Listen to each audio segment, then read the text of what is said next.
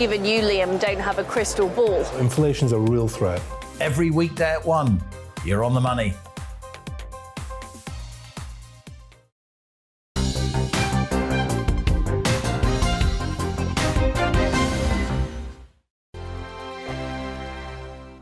GB News is the UK's home of discussion and debate. From all perspectives. To stay up to date on the latest stories, Make sure that you subscribe to the GB News channel. right here on YouTube. You can watch us live 24/7 across the whole world. You can also check out exclusive content and catch up on previous episodes of your favourite shows. Every day, we ask the questions That you'd ask, so why not add your voice to the conversation in the comments section? Don't forget to subscribe. We are GB News, Britain's news channel. Every night at 11 on GB News, we bring you the next day's stories the day before. Basically like time travel. If it's a big story, we'll cover it, guaranteed. But we'll also have some fun along the way. Big opinions, big laughs. Sometimes big hair. This is Headliners, the paper review show that won't send you to sleep like the others will. 11 p.m, 7 nights a week. Join us.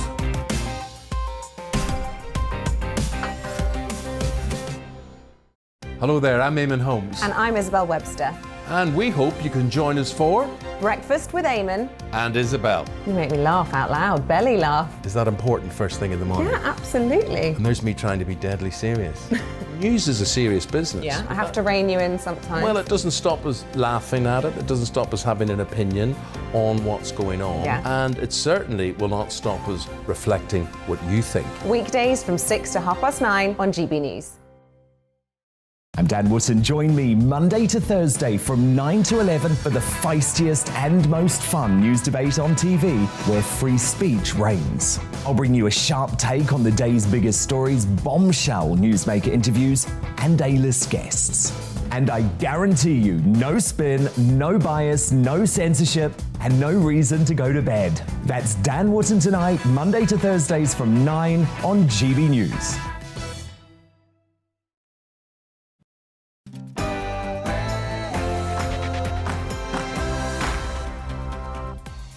It's 1 p.m. Welcome once again to On the Money, where we're focused on the UK's cost of living crisis, helping you to beat the squeeze. I'm Liam Halligan, and for the next hour, we'll be talking again about the impact of this escalating Russia-Ukraine crisis on the cost of living here in Britain.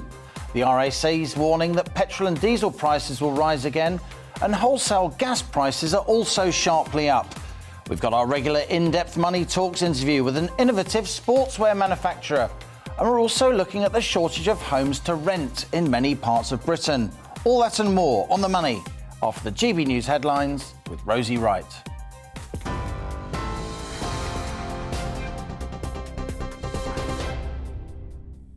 Good afternoon, it's 1 o'clock. I'm Rosie Wright, here to keep you up to date on GB News.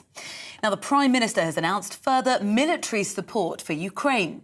Boris Johnson told MPs, in the light of increasing threatening behaviour from Russia, the UK will send defensive weapons and non-lethal aid. Our security editor Mark White has the latest developments.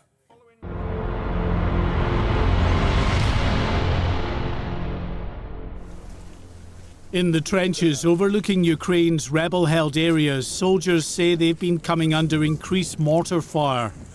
Another Ukrainian serviceman is reported to have been killed today and several more injured. It follows a funeral in Kiev for a soldier killed at the weekend. So far, the shelling is coming from rebel fighters. For the moment, at least, there is no sign of Russian troops.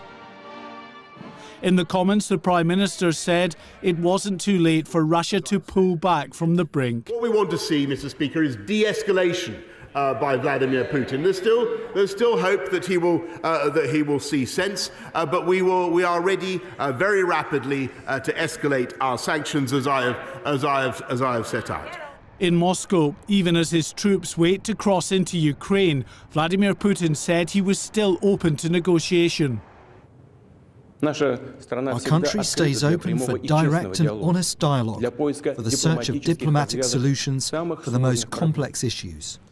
In rebel-held Donetsk, there are no signs of Russian tanks yet, but many locals say they'll welcome their arrival. I think there will be radical changes in everything. Maybe peace can finally come. The shooting has stopped, and for us, this is the most important. We'll pull through the economic adversities. We'll weather it by ourselves. As Western governments begin implementing sanctions against Moscow, they warn any further Russian aggression will be met with even tougher measures. Mark White, GB News. The Governor of the Bank of England says he sees a clear risk of inflation remaining at a high level. UK inflation hit a near 30-year high in January at 5.5%. Well, Andrew Bailey told the Parliament's Treasury Select Committee the Bank of England anticipates a peak at nearly 7.25% in April when a rise in the energy cap comes into effect. The Deputy Commissioner of the Metropolitan Police has asked the Home Secretary for a review into how the resignation of the Commissioner was handled. Giving evidence to the London Assembly Police and Crime Committee, Stephen House claims that due process had not been followed and that he's deeply disappointed. Dame Cressida Dick resigned earlier this month.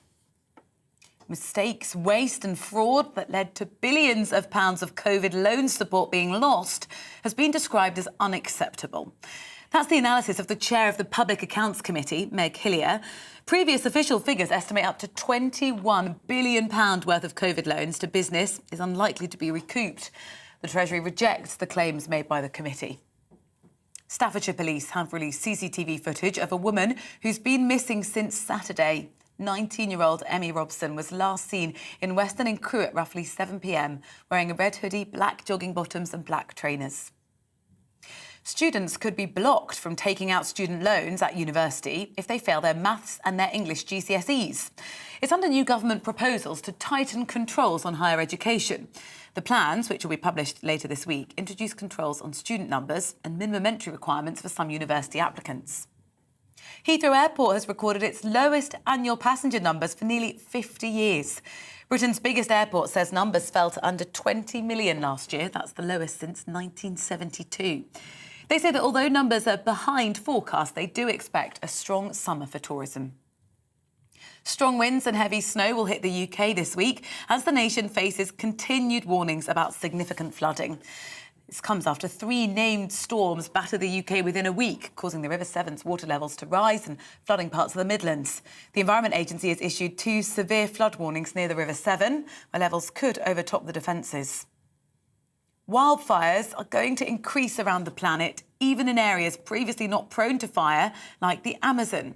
It's according to new research from the UN Environment Programme. They conclude climate change is expected to increase the number of extreme wildfires by 50% within the next 28 years.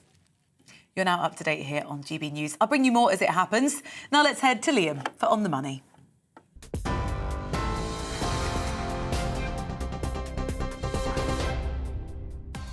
And coming up on the money today, wholesale gas prices are rising and President Putin warns that Europe may face what he calls a brave new world in which gas prices double. This Russia-Ukraine standoff is causing turmoil on global energy markets. We discuss the implications for you and your family. There's a chronic shortage of rental homes in many parts of the UK. We talk about the problems and pitfalls of trying to rent with a panel of property market insiders. Plus, for today's In-Depth Money Talks, we're talking to Tim Brownstone, founder and CEO of Chimera, infrared sportswear. That's right, infrared sportswear. Tim started his business at university and now sells his unique clothing to Olympic athletes, Premiership football clubs and America's NFL. Above all, On the Money's about helping you tackle the rising cost of living. I want to hear about your experiences and concerns. Email me at beatthesqueeze@gbnews.uk or tweet @gbnews. And don't forget to subscribe to our YouTube channel. We've got almost 500,000 followers. I want to hear about your efforts to make ends meet, putting GB News viewers and listeners at the heart of this show. So stay with us. This is GB News. I'm Liam Halligan. You're on the money.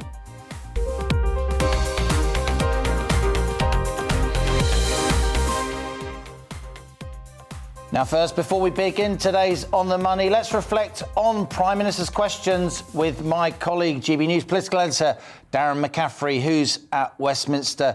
Darren, great to have you on the show as ever. I was struck by the fact that, yes, it was all about Russia, Ukraine, but this phrase, cost of living crisis, it kept creeping in the Commons.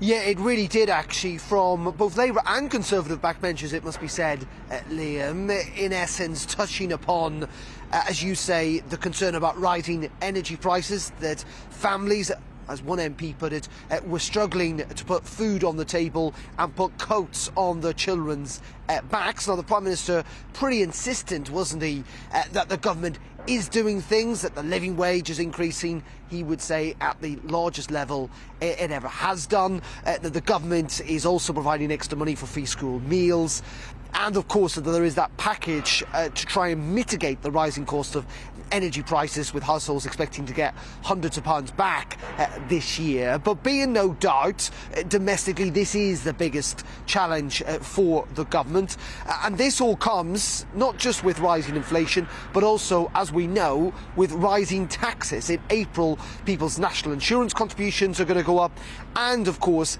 income tax thresholds are going to change, which means a hell of a lot more people, Liam, are going to stop paying the top rate of tax. The government, of course, still under pressure to drop that, but the Prime Minister and the Chancellor have reaffirmed that that national insurance rise is going to go ahead. Their primary claim is that it is needed to pay for long-term social care and to get rid of the NHS backlog that's built up during the pandemic. Darren, you and I have been talking about this cost of living triple whammy coming in April, as you say, higher taxes, national insurance increases, changing thresholds, higher energy bills as that Ofgem energy price cap kicks in, and higher inflation in general. I know the government's sticking to this line, the national insurance rise is happening. We have got, though, haven't we, local elections in May. Do you think we're going to see any additional action before those elections to help people cope with the rising cost of living from the government? I think there may well be, and I'm sure it is something that the Treasury is looking at. Privately, many Conservative MPs are very, very, very, very unhappy about this national insurance rise. They think, many of them, that it's a bad idea in principle, but even those that agree with it in principle think it is the wrong tax at the wrong time, that people simply will not be able to afford it. It will take, of course, the tax threshold here in the UK to its highest level of the tax burden for 70 years under a Conservative government, and that is why many, particularly on the right of the party, are pretty unhappy about all of this. Will the government go further? Well, I think, as I say, those tax rises are certainly now going to go ahead, but can they mitigate particularly the rising costs of inflation? I'm not entirely sure. As I say, I'm sure the Treasury are looking into it. This inflation spike, though, is still, the government hope, a spike, that it will not drag on for years, but it is certainly going to be with us at least for this year. But the government, and this is where in some ways the politics rubs up against the economics, you know, and the Prime Minister said this, didn't he, Liam, during Prime Minister's Question Time today, that the government does still want to see a high wage, high skill economy.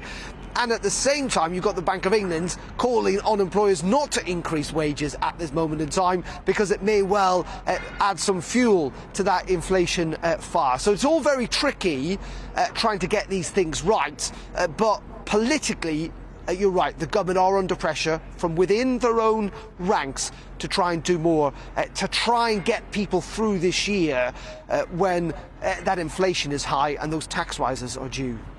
Where the politics rubs up against the economics, that's where you'll find myself and Darren McCaffrey, GB News political editor. Thank you, Darren, for appearing on The Money as ever.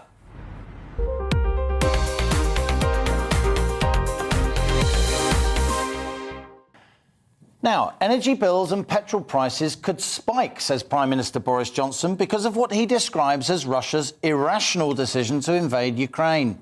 Certainly, gas prices on wholesale markets are up for the third day in a row as traders react to the escalation of this east-west Russia-Ukraine conflict.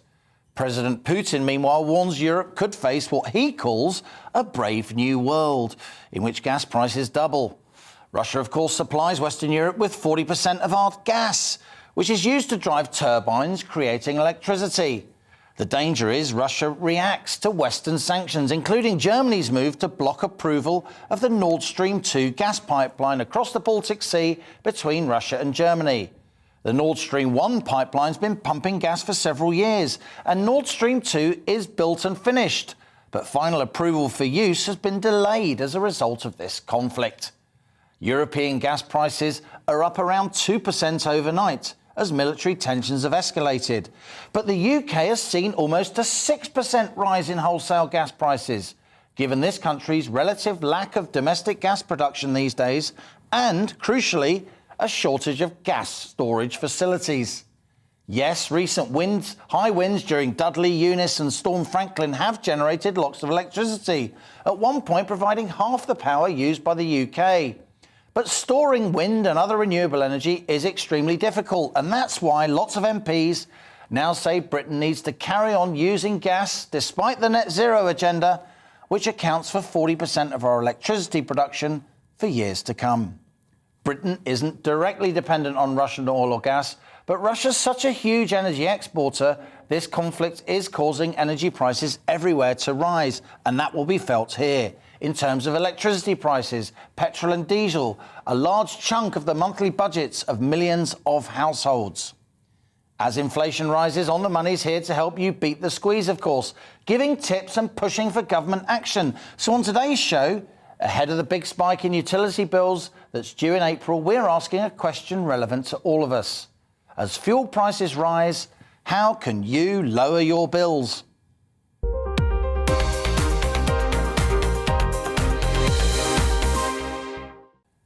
I'm delighted to be joined on The Money by Callum Thompson. He's Chief Executive of Business Energy Claims, which helps businesses recover money lost due to missold energy contracts. He's backed by popular demand, as is Justin Urquhart-Stewart, friend of the show, co-founder of Regionally. Callum, let's start with you. You follow the energy markets for a living, particularly for business customers. You know what's happening on wholesale energy markets at the moment. It's not necessarily making news headlines, but it's certainly one aspect of this Russia-Ukraine conflict which directly affects On the Money viewers. To what extent do you think, we know that the higher bills coming in April because the off-gen price cap has gone up. To what extent do you think there's a danger that price cap could go up even more given what's happening on wholesale markets now?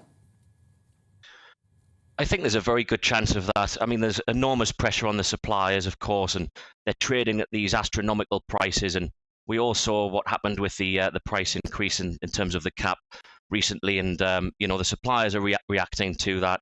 One or two have come out publicly and explained what they're going to do to react. And we all know the effect that's going to have on us. So I think over time, that increased pressure and with the inflation and this dependence on Russia and supplies from the West, from the East rather, it's going to be especially difficult. And I do think that there's the prospect of a further increase in the caps in the future.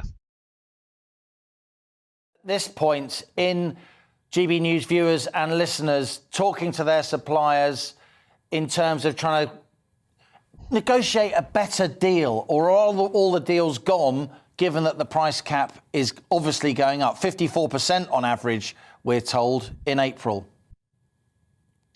Yes, that's right. I mean, we're obviously dealing with businesses primarily rather than households, as it were. So, for businesses and commercial entities, those costs are being passed through far more than households, notwithstanding there is this enormous issue around households and we're all feeling the pinch of it. I think it's just about buying sensibly, trying not to panic. Certainly from a commercial perspective, it's around buying for the right term. Just yesterday, we spoke to a manufacturing firm who would normally spend £200,000 on energy. And unfortunately, they're negotiating their future costs now, and they're going to go up 3, 4, 5-fold. So it's all about just trying to buy sensibly and being thorough. Callum, we know you're focused on the business market, the commercial demand for energy. It's one reason we're so interested in your views, because there is no energy price cap on business. A lot of people work for companies that are high energy intensive users. Do you think some of the companies that you're dealing with, unfortunately, are going to find it hard to survive with these high energy costs?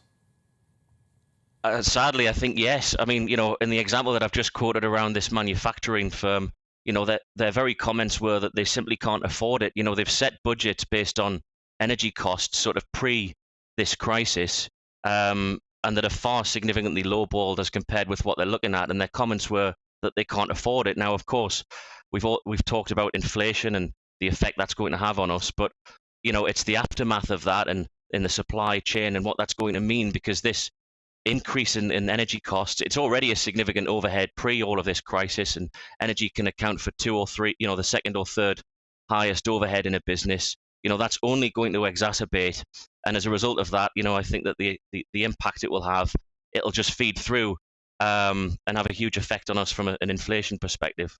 Stay with us, Callum. We're going to carry on this discussion after the break, but before we go to the break, Justin, you're here resplendent in your red braces. You are a financial animal. You follow the markets very, very closely. 6% spike in UK wholesale gas prices, up for 3 days in a row. There could be more to come. Oh, there's almost certainly going to be more to come. And not just in gas, but also other items, other commodities. This is a very broad scale. And this is what I don't understand about what the Treasury and what the government aren't taking account of. A whole combination of elements coming together here, with everything, as you're saying, national insurance, fiscal drag, all the elements coming together. This is the time when you need to be flexible. Surely we're saying one of the benefits of Brexit was we could afford to be flexible. We didn't have to obey everybody else. Take VAT off fuel bills. No, and make it now. Smooth it out over 2 or 3 years. You don't have to have everything happening effectively this spring with one huge great hit. And frankly, if you're being politically minded with the election coming up afterwards, frankly, that's dumb. And of course, it isn't just oil and gas. As somebody involved in financial markets, Russia's the world's biggest wheat exporter. Absolutely. Ukraine and Russia between them produce a third of the world's corn. Yep. This is fertilizer, potassium nitrate exports now banned from Russia. That makes food more expensive because farmers have to pay more for their fertilizer. I mean, perversely, of course, it brings you around down to the global warming issues. There you actually have weakening amounts of corn coming in because of poor harvests and things like that. So there are a combination of elements here coming together as a really nasty storm. The government really should actually just take a step back and say, hang on, you're expecting people to go through this and come out the other side saying, oh, well, we'll vote for you as well. Look, no, this is a very painful time indeed. Spread it. You can spread it. We have quantitative easing to allow us to be able to do that sort of spreading. No, we've borrowed an awful lot, but we're still borrowing quite cheaply. Use that spread to be able to ease the next year or two. Justin, for my money, there were hints of this from Darren McCaffrey. I think we're going to see some serious government U-turns in the next few weeks ahead of those elections in May, and that cost of living triple whammy the month before. Stay with us. This is On the Money. We're going to carry on this discussion after the break with Callum Thompson, with Justin Urquhart-Stewart. Your emails are flooding in thick and fast. The cost of living squeeze. So many of you are thinking about it. You're concerned about it. You're contacting us. Keep doing so. We can publicise your concerns and put pressure on the government. Stay with us. You're On the Money. Hello again. The winds are picking up once more today. For most of us, not going to cause too many issues, but we do have a yellow warning across parts of northeast England and southeast Scotland, where we're going to see some lively gusts, and another warning for snow. More on that in a moment. Going to turn colder everywhere as this cold front sweeps across the country, but it's only really across Scotland and Northern Ireland today. This little kink in the isobar suggesting here we could see some very strong winds for a time over northeast England and southeast Scotland. So we do have a Met Office yellow warning in place. There's that weather front bringing heavy rain for most of the day across parts of central Scotland and Northern Ireland, turning to snow across the northwest. For most of England and Wales, it's a dry, fine day. Some sunny spells and still pretty mild, but the winds are steadily increasing. And then, as we go through the evening, the rain will push southwards and we'll see more snow showers coming into western Scotland and Northern Ireland. Quite concerned about the amount of snow building up in some locations. It's going to be hit and miss, but then through the central belt, even into parts of southeast Scotland, we could easily see some snow building up through the night. The rain will work its way southwards, keeping the temperatures up here, but the colder air is arriving for many, and temperatures will be down close to or below freezing to start Thursday. More snow showers packing in through the day across Scotland and Northern Ireland. Another Met Office yellow warning in place here. Several centimetres building up, maybe as much as 20 or 30 over the hills in western Scotland. For England and Wales, we start with rain across the southeast. That clears away. It turns brighter with sunny spells, but even here some wintry showers likely over northern England and North Wales by the afternoon, and more wet, windy weather coming into Northern Ireland during Thursday evening. More perhaps tending to rain at this stage at low levels, but still some snow coming in over the hills. That should all, though, clear out of the way by Friday, and Friday looks like starting cold and frosty, but then for many, a calm and sunny day to come. Goodbye.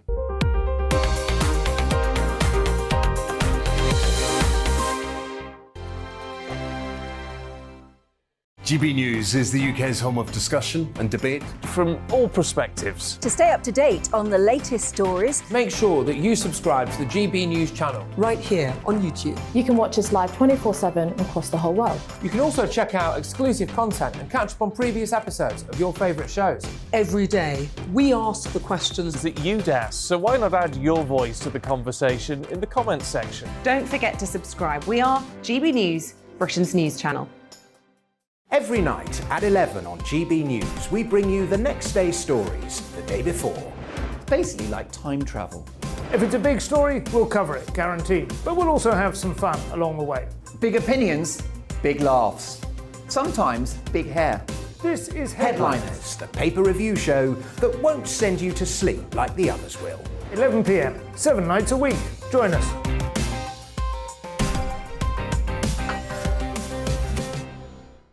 Hello there, I'm Eamon Holmes. And I'm Isabel Webster. And we hope you can join us for Breakfast with Eamon and Isabel. You make me laugh out loud, belly laugh. Is that important first thing in the morning? Yeah, absolutely. And there's me trying to be deadly serious. News is a serious business. Yeah, I have to rein you in sometimes. Well, it doesn't stop us laughing at it. It doesn't stop us having an opinion on what's going on. Yeah. And it certainly will not stop us reflecting what you think. Weekdays from 6 to 9:30 on GB News. I'm Dan Wootton. Join me Monday to Thursday from 9 to 11 for the feistiest and most fun news debate on TV, where free speech reigns. I'll bring you a sharp take on the day's biggest stories, bombshell newsmaker interviews, and A-list guests. And I guarantee you, no spin, no bias, no censorship, and no reason to go to bed. That's Dan Wootton tonight, Monday to Thursdays from 9 on GB News.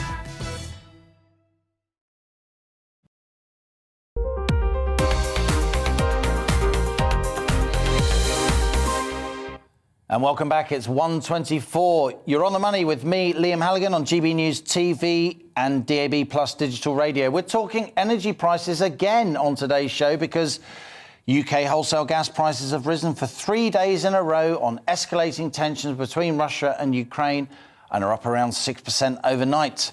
Facing Western sanctions, President Putin's warning now of what he calls a brave new world in which Western European gas prices double. Now, I'm still with my expert panel, but I'm delighted to welcome GB News viewer Jamie James. Jamie's a disabled pensioner who is suffering from fuel poverty. Jamie, great to have you on the show. Now, there are figures coming out tomorrow from the government in terms of the numbers of people in fuel poverty. Tell us about the reality of your spiralling fuel bills ahead of big rises coming in April. Well, my energy company's just gone bust, so we've been taken over by British Gas. They've given an estimate of my fuel bill is liable to go up to about £3,500 a year, almost like £9-10 a day. I don't know how you're supposed to afford that. And the thing is, with this, they're not going to do the VAT or the green tariffs or anything, but this winter fuel payment that the government has, they just pay it to anybody who's reached a certain age. Now, that means people in the House of Lords are getting the winter fuel payment and not the people who are in need. That's something that the government could change and not cost anything. They've already got all the data that they need. I think you're exactly right, Jamie. The targeting of those benefits, they should be focused more on people who need them more, including, sir, your good self. Tell us how you feel about the fact that fuel payments are so high. You're talking about £3,500 on your fuel bill. Can you deal with that? No, simply that. What we'll do is we'll probably go back to like just using a heater in one room or two rooms or anything. I mean, because of my disability, I've got to keep warm during the winter. It's a terrible time of year. But we'll just have to work around it. The thing is, the heating will go off. And what do you think, Jamie, of the fact that 25% of your electricity bill, 25% is money that you're paying? That money goes to renewable energy companies, landowners, often big energy conglomerates, to subsidise the drive towards renewable energy, the so-called net zero agenda. What do you think of that? Well, this is all down to Boris going green and trying for this zero emissions and everything. It's ridiculous. It's just not practical at the time. You've got to do other things rather than just penalise the people in your own country who are giving out less and less pollution than everybody else. Justin, many people would agree we need less pollution. We need to gradually wean ourselves off fossil fuels. Do you think the rush to net zero is now going to be tempered as more and more people like Jamie make their voices heard? Well, and so it should be. These are exceptional times, so time for some exceptional action. You don't need to put the green tariffs on now. They can wait because it's an exceptional moment. His point about the fuel payments as well, make them taxable. So the wealthier people, if I'm in a position where I'm paying more tax, I should be paying tax on that, not just being given this money. It's stupid. That's a waste of money. Target it properly. These are common sense things. And this is where the government really needs to understand the logic of what they're trying to do, and particularly if they're being politicians and want to stay in power. But for individuals like your viewer there, these are sensible things that could be done right now and won't cause any particular damage to the development of the economy and allow him to be able to have a more comfortable life. Indeed. Let's go back to Callum Thompson. Callum, you specialise in energy markets for commercial users, no price cap for them, of course. Do you see any assistance coming from government down the line? We know some very, very high-intensity energy users like steelmakers get some respite, and indeed the Prime Minister spoke about them today. But then you've got many manufacturers who don't qualify for that assistance with their bills. Do you think that will change? Do you think the government will move? Well, I think it'll have to change. I mean, you talk about some of these larger corporations and, sure, it has a huge effect on them. And there's elements of, a bill that can be dealt with and addressed.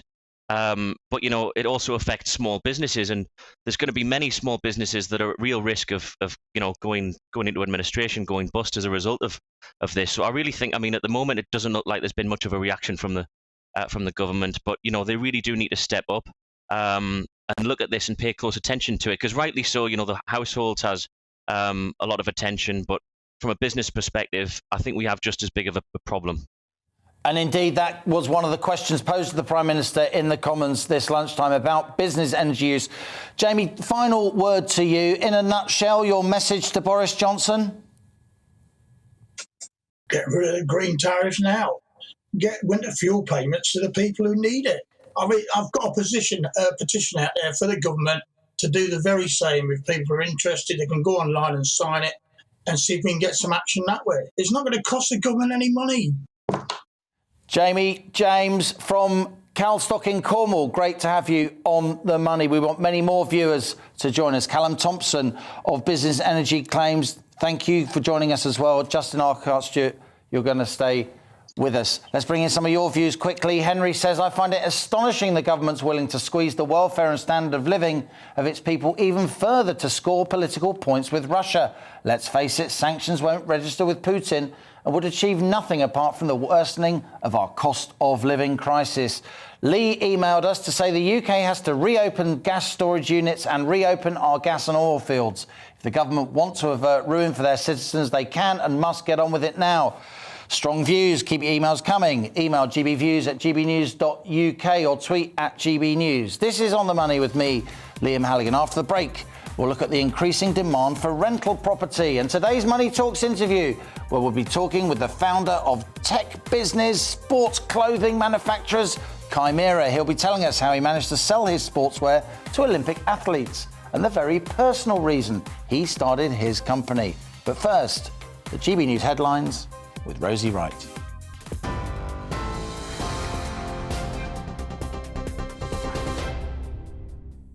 It's 1:32. Good afternoon. I'm Rosie Wright, here to keep you up to date. The Prime Minister has announced further military support for Ukraine. Boris Johnson told MPs, in the light of increasing threatening behaviour from Russia, the UK will send defensive weapons and non-lethal aid. It's as Ukraine's top security official declared a state of emergency in the country. This morning, ahead of laying a wreath at the Kremlin wall, Vladimir Putin says Moscow is still ready to look for diplomatic solutions with the West.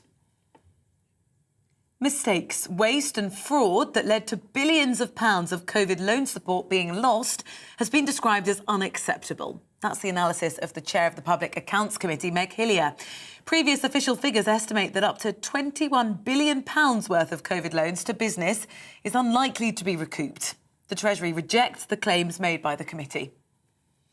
The Deputy Commissioner of the Metropolitan Police has asked the Home Secretary for a review into how the resignation of the Commissioner was handled.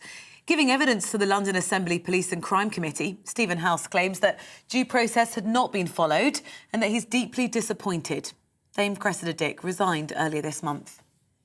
Staffordshire Police have released CCTV footage of a woman who's been missing since Saturday night. 19-year-old Emmy Robson was last seen in Weston and Crewe at roughly 7 p.m. She went missing wearing a red hoodie, black jogging bottoms and black trainers.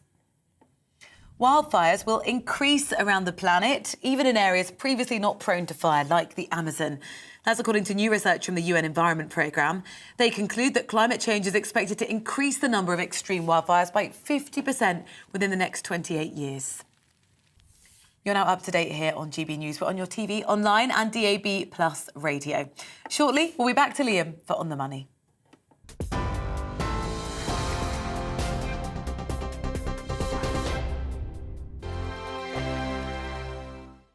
GB News is the UK's home of discussion and debate from all perspectives. To stay up to date on the latest stories, make sure that you subscribe to the GB News channel right here on YouTube. You can watch us live 24/7 across the whole world. You can also check out exclusive content and catch up on previous episodes of your favourite shows. Every day, we ask the questions that you'd ask, so why not add your voice to the conversation in the comments section? Don't forget to subscribe. We are GB News, Britain's news channel.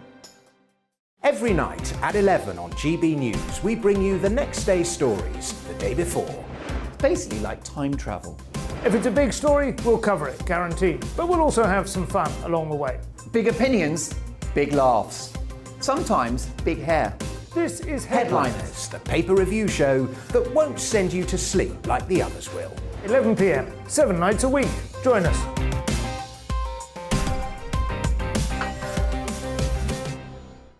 Hello there, I'm Eamon Holmes. And I'm Isabel Webster. And we hope you can join us for Breakfast with Eamon and Isabel. You make me laugh out loud, belly laugh. Is that important first thing in the morning? Yeah, absolutely. And there's me trying to be deadly serious. News is a serious business. Yeah, I have to rein you in sometimes. Well, it doesn't stop us laughing at it. It doesn't stop us having an opinion on what's going on. Yeah. And it certainly will not stop us reflecting what you think. Weekdays from 6 to 9:30 on GB News. I'm Dan Wootton. Join me Monday to Thursday from 9 to 11 for the feistiest and most fun news debate on TV, where free speech reigns. I'll bring you a sharp take on the day's biggest stories, bombshell newsmaker interviews, and A-list guests. And I guarantee you, no spin, no bias, no censorship, and no reason to go to bed. That's Dan Wootton tonight, Monday to Thursdays from 9 on GB News.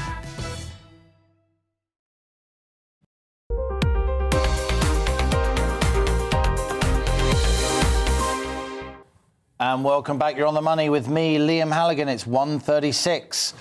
Now, earlier this week, we reported that house prices have risen nearly £8,000 over the last month. That's the biggest jump in house prices in 20 years. Skyrocketing prices are one reason the demand for private rental housing increased in 2021, because so many people, particularly young people, can't afford to buy. Now, new research from the National Residential Landlords Association, conducted by the consultancy Capital Economics, warns that without urgent action, the supply of homes for private rent could fall by over 500,000 over the next 10 years. Here to discuss this with me is Chris Norris, Policy Director for the National Residential Landlords Association. And Freddie Poser's come back to On the Money. He's from Priced Out, an organisation campaigning to make the housing system work better, particularly for young adults. And we can't get rid of him. Justin Urquhart-Stewart is still lurking in the studio here next to me. Let's go back to this research. Chris, tell us what your research found, the report that you're publishing. Good afternoon, Liam. Essentially, you've summed it up there. It shows us that there is a chronic and, frankly, an acute undersupply of private rented housing, that we're already losing private rented housing. I think if you look at the figures for the last 5 years, we've lost about 250,000 of stock already.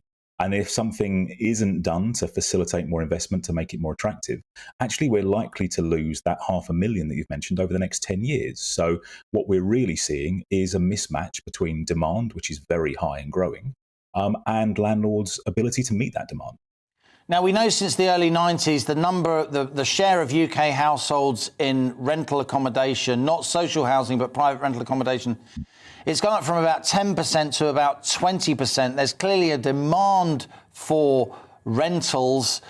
Is it a case of building more homes? Is that the main issue, do you think? I think it's a case of building more homes across the board. I mean, what this research that we've conducted and the capital economics have modelled for us recently has showed is that actually, even if you see a doubling of supply in other tenures, so in owner occupation and in social housing, you still need more than 100,000 new private rented homes. So we need to add to the stock, rapidly, frankly, to keep up with this demand, and that goes for all tenures.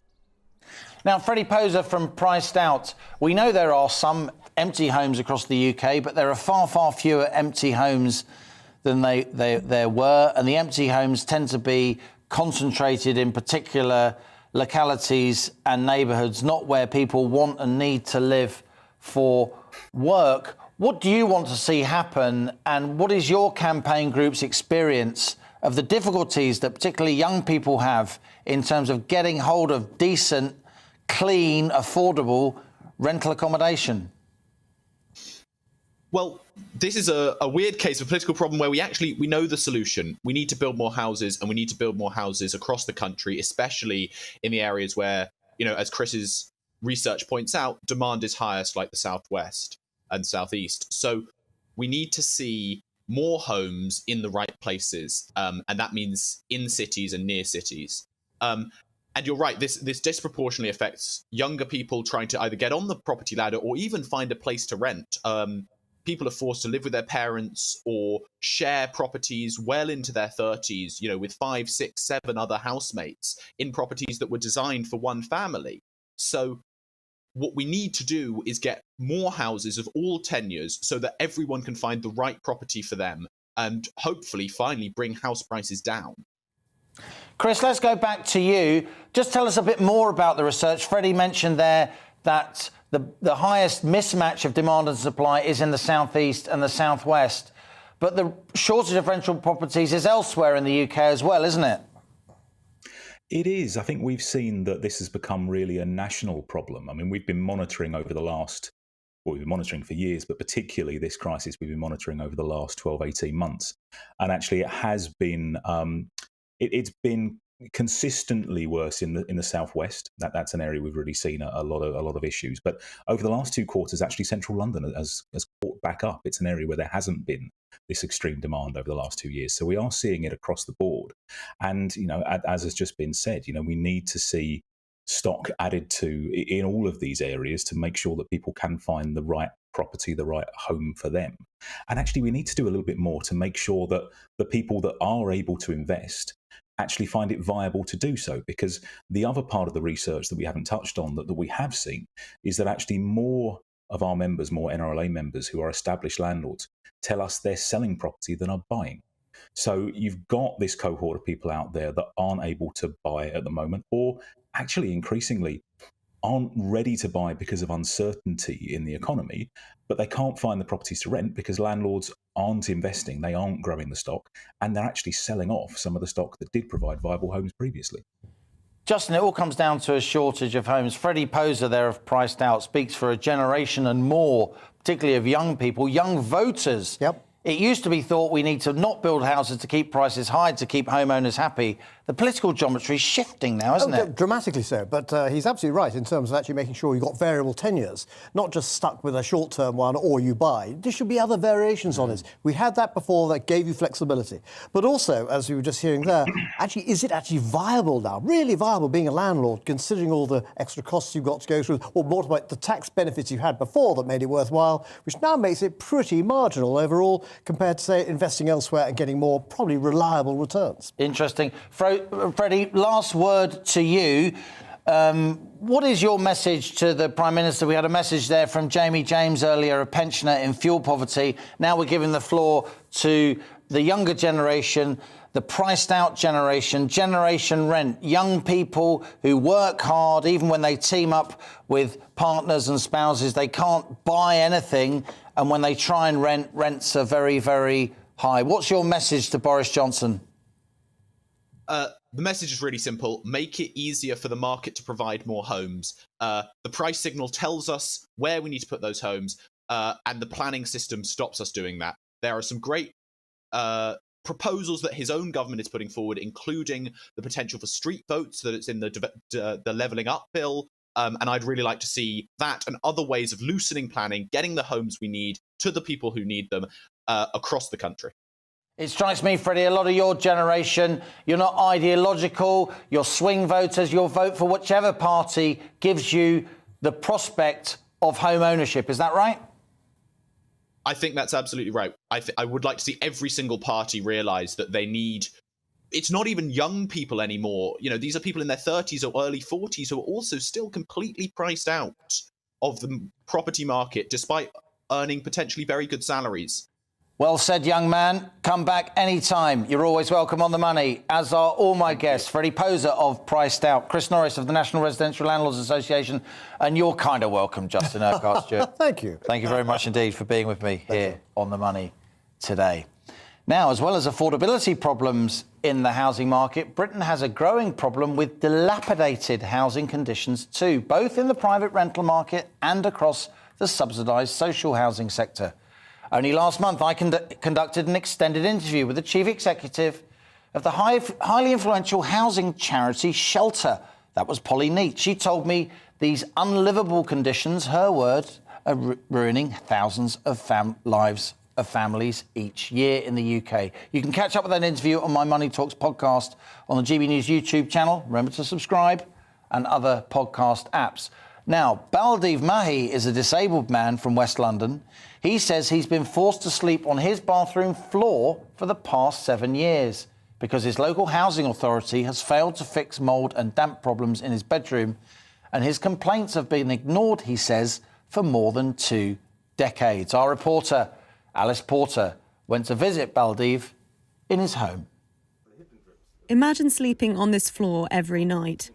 That's been a reality for Baldev Mahi, while his son sleeps in the sitting room of their one-bedroom flat. When it rains, the whole place smells so bad. When it dries out from outside, the whole place smells of bad damp. So whatever happens from outside is happening inside. And I've been complaining and telling him that as well, but they've ignored it. This is the master bedroom. This is where you should be sleeping. I'm supposed to be sleeping here, but like you see, I mean, like, this actually grows. This will end up happening to your clothing, your bedding, everything. It's disgusting. The only one thing I can say is poorly ventilated flat.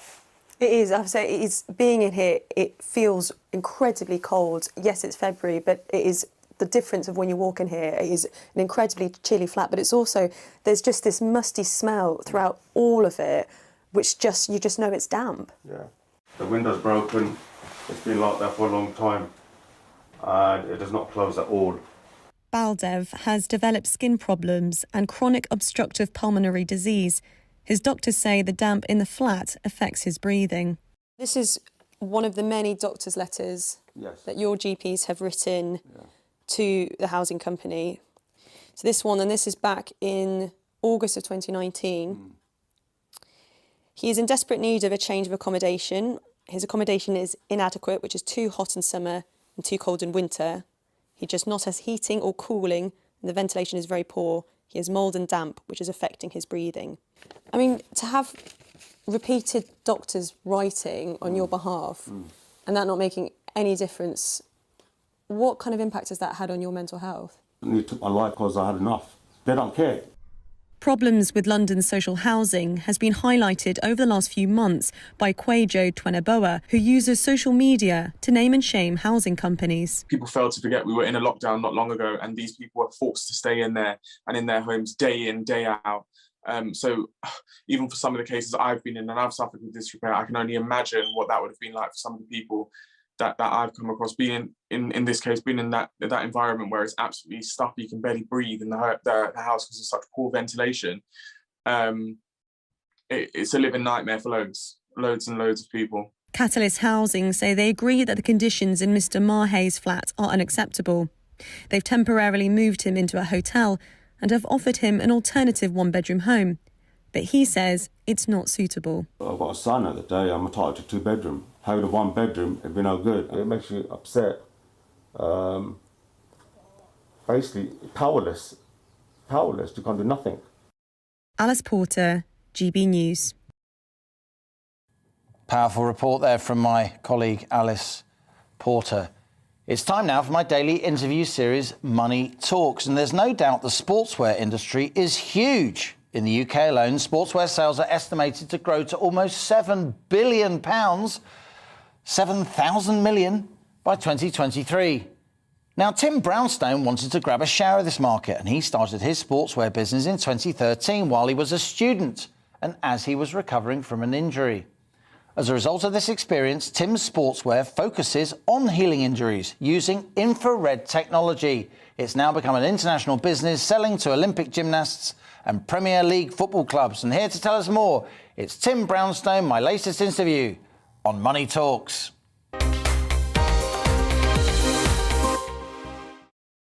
Tim, great to see you. Thanks a lot for appearing on Money Talks. You're welcome. Now, we've got some of your sportswear here, and it's if I may say so, it's obviously very good quality. Thank you. It's the kind of thing I might put on when I'm cycling. Sorry for that image. But what's particularly special about this fabric that makes it, quotes, infrared, that makes it help heal injuries? So inside the fibres that make the yarns, that make the fabrics, we embed a specific blend of minerals, and they are selected because they absorb a wide array of energy, such as visible light or UV, and they convert that into a very targeted region of the infrared spectrum, re-emitting it back into your body and causing some responses in your cells. So basically you broaden the capillaries, more blood flow, which helps heal injuries. Is that roughly it? That is absolutely one of a multitude of benefits, but that's probably the biggest one. Yeah. And it's the easiest one to demonstrate should we be in a meeting or at a trade show, for example. Very interesting. So you're at university. You should be sort of, drinking and sitting around, doing the occasional essay or whatever. What was it in you that made you thought, hang about, I'm going to start a business? So I actually chose my course at university because it was one of the few in the country that would allow me to further the research of infrared light that I was already interested in. Okay. I came to the University of Reading interested in well neurology or infrared. They wouldn't let me put a well in the MRI scanner, so the infrared won out. Okay. And it was originally came from me being an injured athlete when I was at sixth form. Okay. Just trying to get myself back on the track quicker. At the time I was sprinting. And that grew into an academic interest. And while I was at university, I wanted to heal wounds, as you've spoken to already. So you have this idea, you develop the science, you move heaven and earth and manage to build some prototypes. You're funding this somehow. Tell us about the journey. When did you realise you had a viable business? When did you start thinking this could go international? I could start selling this to Olympic athletes? Well, we actually started with Olympic athletes while I was still a student. Being at Reading, and I was a lightweight rower myself at the time, the heartland of rowing in the UK. Yeah. So a lot of our original garments were fitted on the legs of GB rowers. When I knew this could be something bigger was we launched in September 2013 after I'd graduated, and within a week I woke up to an email from a now client in Saudi Arabia asking, will I get too hot in your products? Oh, okay. And I thought, how on earth have you found out about us? This has really spread quite quickly. So this is like 2014, 2015 that this is happening? This was 2013, so September, yeah.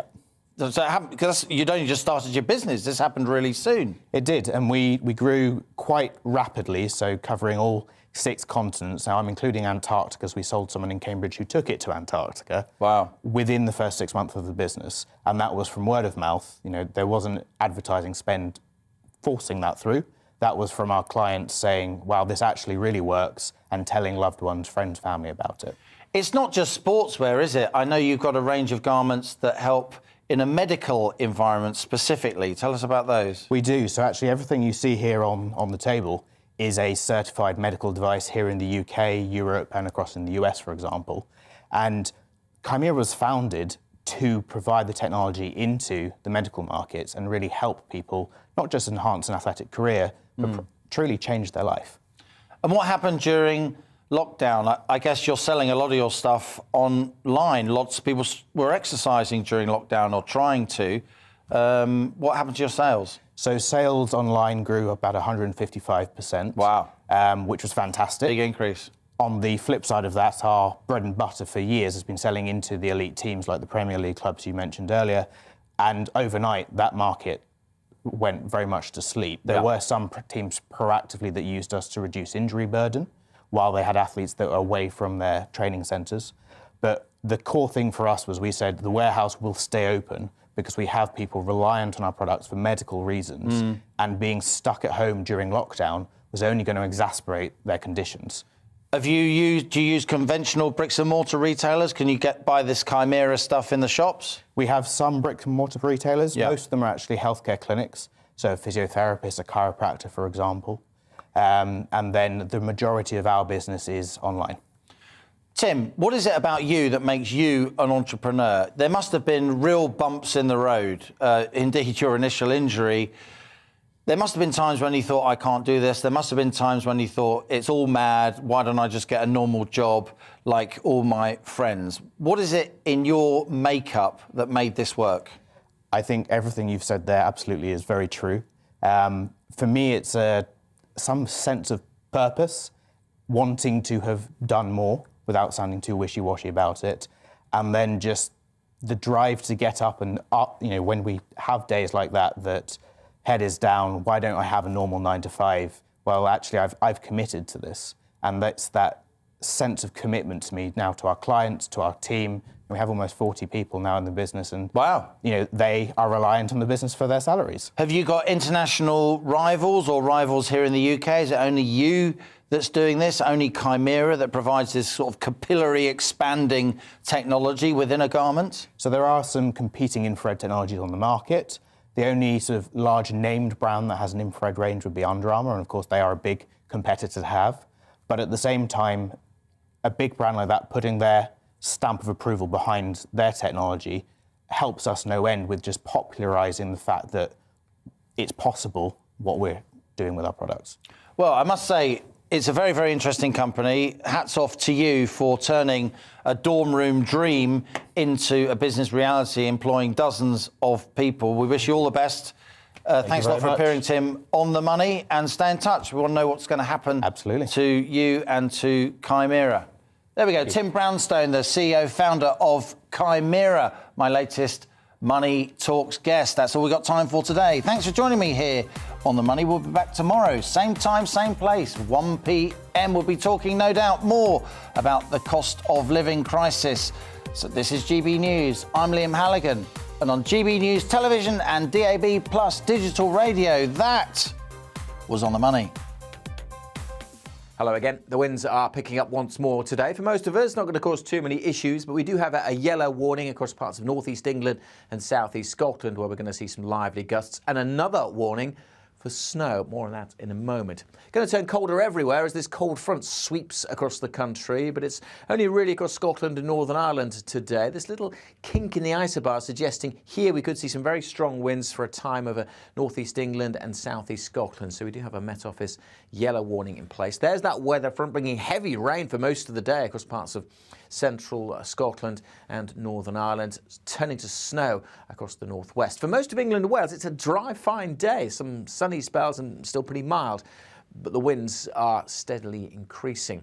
And then, as we go through the evening, the rain will push southwards and we'll see more snow showers coming into western Scotland and Northern Ireland. Quite concerned about the amount of snow building up in some locations. It's going to be hit and miss, but then through the central belt, even into parts of southeast Scotland, we could easily see some snow building up through the night.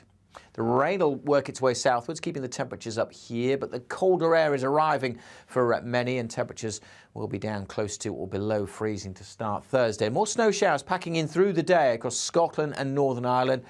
Another Met Office yellow warning in place here. Several centimetres building up, maybe as much as 20 or 30 over the hills in western Scotland. For England and Wales, we start with rain across the southeast. That clears away. It turns brighter with sunny spells, but even here some wintry showers likely over northern England and North Wales by the afternoon, and more wet, windy weather coming into Northern Ireland during Thursday evening. More perhaps tending to rain at this stage at low levels, but still some snow coming in over the hills. That should all, though, clear out of the way by Friday, and Friday looks like starting cold and frosty, but then for many, a calm and sunny day to come.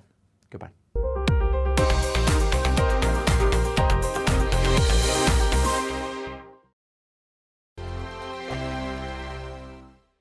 GB News is the UK's home of discussion and debate from all perspectives. To stay up to date on the latest stories, make sure that you subscribe to the GB News channel right here on YouTube. You can watch us live 24/7 across the whole world. You can also check out exclusive content and catch up on previous episodes of your favourite shows. Every day, we ask the questions that you'd ask, so why not add your voice to the